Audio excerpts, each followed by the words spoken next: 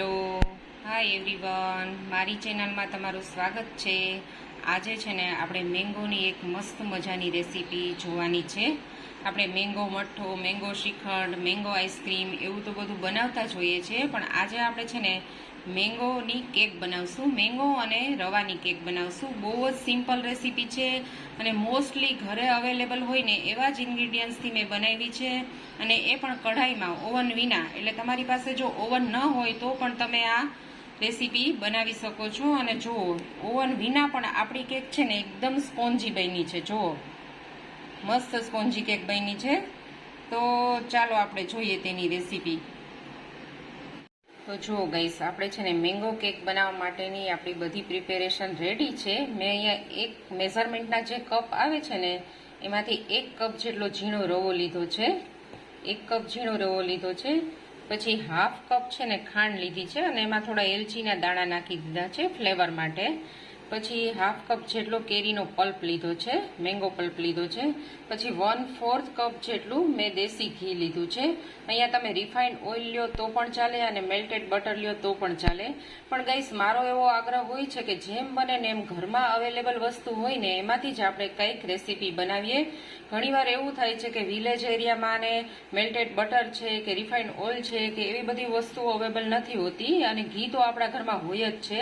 એટલે મેં અહીંયા દેશી ઘી લીધું છે 1/4 કપ। અને જો તમે ઓઇલ લેતા હોય ને તો સિંગ તેલ કે એવું ફ્લેવર વાળું ઓઇલ નહીં લેવાનું, સિમ્પલ રિફાઇન્ડ ઓઇલ લેવાનું છે કે જેમાં કઈ સ્મેલ ન હોય, એટલે આપણી કેક છે ને સરસ થશે, એમાં તેલની સ્મેલ નહીં આવે। અહીંયા તો મેં ઘી લીધું છે 1/4 કપ જેટલું, અને બદામની કતરણ લીધી છે, આ પણ ઓપ્શનલ છે। અને દૂધ લીધું છે, આપણે હાફ કપ જેટલું દૂધ આમાં જોઈએ છે। દૂધ જરૂર મુજબ એડ કરવાનું છે, થોડું ઘણું વધારે જોઈએ તો મેં થોડું દૂધ વધારે લીધું છે। અને હાફ ટીસ્પૂન જેટલું છે ને મેં બેકિંગ પાવડર લીધું છે, અને 1/4 ટીસ્પૂન જેટલા બેકિંગ સોડા લીધા છે। તો ચાલો હવે આપણે છે ને મેંગોની કેક બનાવવાનું સ્ટાર્ટ કરીએ। જો પહેલાં તો છે ને આપણે કેક ટીનને ડસ્ટિંગ કરી લેવાનું। કોઈ પણ કેક બનાવતા હોય ને તો પહેલાં આપણે કેક ટીનને પહેલાં તો ડસ્ટિંગ કરી લેશું। મેં અહીંયા ઓઇલ નાખ્યું છે કેક ટીનમાં, ને આવી રીતે એને સ્પ્રેડ કરી દેશું, એટલે કેક છે ને આપણી ફટાફટ અનમોલ્ડ થઈ જશે। તમારી પાસે જો બેકિંગ પેપર હોય ને તો એ પણ અહીંયા રાખી દો તો ચાલે, પણ બેકિંગ પેપર ઘણીવાર આપણી પાસે અવેલેબલ ન હોય તો આ સાવ સિમ્પલ રેમેડીઝ છે। આવી રીતે ઓઇલ મેં સ્પ્રેડ કરી દીધું છે, બરાબર। હવે થોડો છે ને મેંદાનો લોટ આવી રીતે આમ ભભરાવી સ્પ્રિંકલ કરી અને આવી રીતે આપણે ડસ્ટિંગ કરી દેવાનું છે, એટલે આપણી કેક છે ને ઇઝીલી અનમોલ્ડ થઈ જશે। હવે ગઈસ આપણી ટ્રે ડસ્ટિંગ થઈ ગઈ છે। હવે આપણે એક મિક્સર જાર લેશું, એમાં આપણે રવો એડ કરી દઈશું, બરાબર। પછી આ એલચીના દાણાવાળી ખાંડ છે ને એ એડ કરી દઈશું, અને આને પહેલાં આપણે ગ્રાઇન્ડ કરી લઈશું મિક્સચરમાં।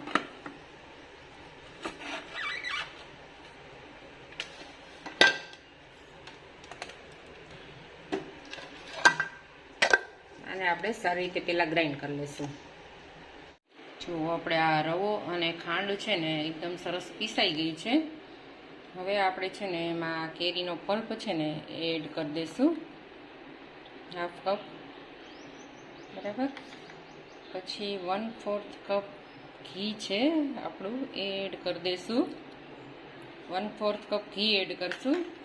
અને પછી અત્યારે છે ને આપણે હાફ કપ જેટલું મિલ્ક એડ કરશું। પછી આપણે જો જરૂર લાગે ને તો કન્સિસ્ટન્સી કેવી છે એ ઉપર આપણે પછી વધારાનું દૂધ એમાં એડ કરશું, કારણ કે રવો છે ને એ પાણીને એબ્ઝોર્બ કરે છે। અત્યારે આમાં અડધો કપ આપણે દૂધ એડ કરી દઈશું, અને આને ફરીથી ગ્રાઇન્ડ કરી લઈશું। કેક બેટર છે ને મેં એક બાઉલમાં કાઢી લીધું છે અને એને થોડી વાર રાખી દઈશું, બરાબર। હવે ત્યાં સુધીમાં છે ને આપણે બીજી તૈયારી કરી લઈએ। મેં એક કઢાઈ લીધી છે, થીક બોટમવાળી કઢાઈ લેવાની છે, એમાં મેં આવી રીતે કાંઠો રાખી દીધો છે। તમારી પાસે કાંઠો ન હોય કદાચ તો તમે આમ નાનકડો એવી વાટકી કે એવું પણ રાખી શકો। ટૂંકમાં આપણું કેક ટીન છે ને ડાયરેક્ટ આ કઢાઈને ટચ ન કરવું જોઈએ એવું કાંઈ અહીંયા રાખી શકો તમે, બરાબર। અને 5 મિનિટ ફૂલ ગેસ ઉપર અને 5 મિનિટ સ્લો ફ્લેમ ઉપર એવી રીતે આવી રીતે આમ ઢાંકી અને આપણે આ કઢાઈને પ્રીહીટ કરી લેશું. આ કેક છે એ આપણે ઓવનમાં નથી બનાવવાની, કઢાઈમાં બનાવશું. તો આવી રીતે આપણે એને પ્રીહીટ કરી લેશું. છે ને મેં અહીંયા બદામની કતરણ લીધી છે કેકમાં નાખવા માટે. તમે તૂટી ફૂટી કે એવું કંઈ પણ લઈ શકો છો. હવે એમાં થોડોક હું મેંદા એડ કરી અને એને છે ને આવી રીતે આમ કોટ કરી લઈશ, એટલે આ છે ને કેકમાં નીચે ન બેસી જાય. આવી રીતે કોટ કરી અને પછી છે ને આપણે કેક બેટરમાં હું એને એડ કરી દઈશ. તૂટી ફૂટી અત્યારે મારી પાસે અવેલેબલ નથી, નહીં તો તૂટી ફૂટીનો પણ ગેટઅપ બહુ સરસ આવે છે. અને પછી આવી રીતે મિક્સ કરી દઈશું. હવે 10 મિનિટ થઈ ગઈ છે. આપણે બેટર આપણું ચેક કરી લઈએ. જો સૂજી છે ને એ ફૂલી ગઈ છે, એટલે આપણું બેટર છે ને થોડું થીક થઈ ગયું છે. હવે આપણે આમાં દૂધ એડ કરશું, પણ છે ને આપણે જે આ બેકિંગ સોડા છે ને એને એક્ટિવ કરવા માટે આમાં દૂધ તો થોડું એડ કરવું પડશે.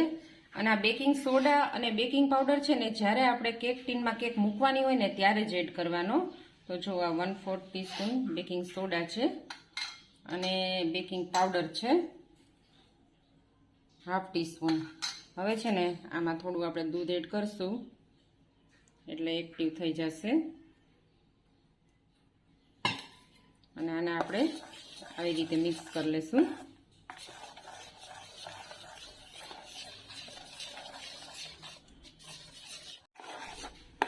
આવી રીતે છે ને આપણે વ્યવસ્થિત બેકિંગ સોડા અને પાવડર નાખી અને આને ફેટી લેશું. જો આપણું બેટર છે ને ફ્લફી થઈ ગયું છે. હવે આ બેટરને છે ને આપણે કેક ટીનમાં એડ કરી દઈશું. તો આવી રીતે આને આપણે આમ ટેપ કરી લઈશું, સરખું બધું આમ ટેપ કરી અને પછી છે ને મેં આ બદામની કતરણ છે.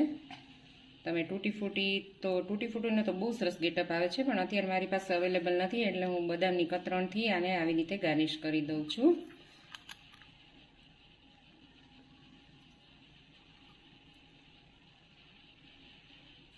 અને હવે છે ને જુઓ, હવે આપણું જે આ છે ને હવે આપણી કઢાઈ છે ને એ પણ પ્રીહીટ થઈ ગઈ છે.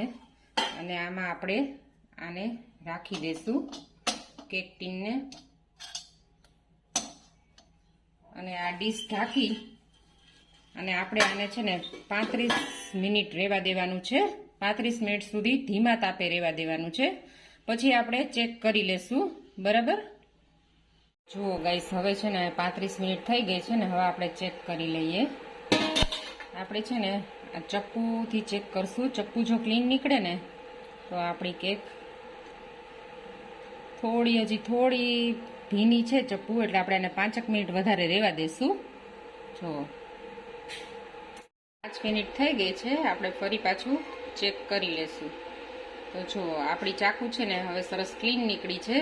હવે આપણે છે ને જો ટેક્સચર પણ આપણને એવું લાગે છે કે આપણી કેક હવે પ્રોપર કૂક થઈ ગઈ છે. જો એની મેળે એણે છે ને કેક ટીનને છોડી દીધું છે. હવે આપણે ગેસની ફ્લેમ ઓફ કરી અને આને છે ને 15 થી 20 મિનિટ ઠંડુ થવા દેશું અને પછી આપણે એને અનમોલ્ડ કરશું. જો હવે છે ને આપણે આને ઠંડુ થઈ ગયું છે, 10 મિનિટ જેવું થઈ ગઈ છે આપણી કેકને. હવે આપણે છે ને આને અનમોલ્ડ કરશું. આવી રીતે ડીશ આમ કરી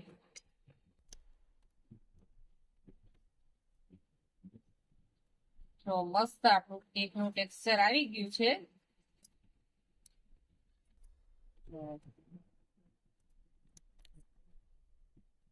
તો મસ્ત સ્પોન્જી થઈ છે આપણી કેક.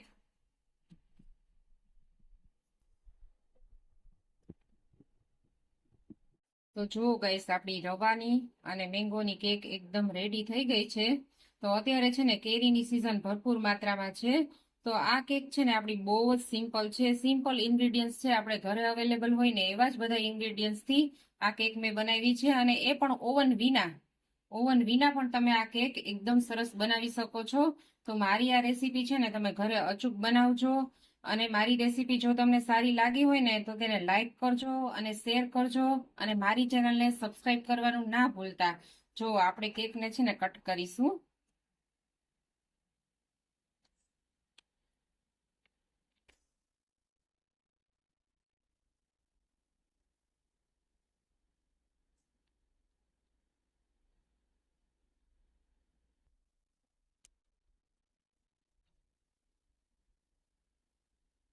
જો એકદમ સ્પોન્જી બની છે આપણી કેક.